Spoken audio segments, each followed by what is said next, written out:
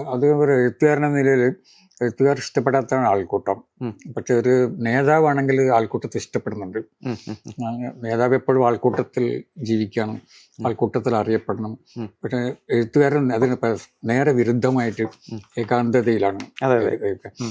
അപ്പം ഈ ആൾക്കൂട്ടം പിന്നെ എപ്പോഴും എന്നെ അസ്വസ്ഥമാക്കുന്നുണ്ട് കേട്ടോ. അതാണ് ഞാൻ അതിൽ പറഞ്ഞത്. അതേ സമയത്ത് തന്നെ ഒരു രാഷ്ട്രീയ മുകുന്ദനുണ്ട്. അത് വേറെ ഒരു മുകുന്ദനുണ്ട്. ആ മുകുന്ദൻ ആൾക്കൂട്ടത്തെ ഇഷ്ടപ്പെടുന്നുണ്ട് കേട്ടോ. അപ്പം ഞാനിങ്ങനെ നേരത്തെ പറഞ്ഞതുപോലെ ഒരുപാട് വൈരുദ്ധ്യങ്ങളും വൈവിധ്യങ്ങളും അതാണ് എന്നെ സൃഷ്ടിക്കുന്നത്.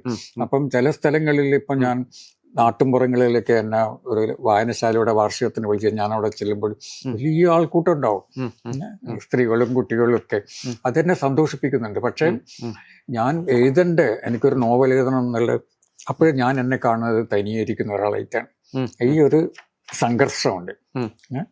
പിന്നെ എഴുത്തുകാരനായ മുകുന്ദൻ ഏകാഗിയായിട്ട് ജീവിക്കാൻ ഇഷ്ടപ്പെടുന്നു, രാഷ്ട്രീയ മുകുന്ദൻ ആൾക്കൂട്ടത്തിന് നടുവിൽ ഇരിക്കാൻ ആഗ്രഹിക്കും. ഈ ഒരു ടെൻഷൻ അതിപ്പോൾ ഞാൻ ഫീൽ ചെയ്യുന്നുണ്ട്.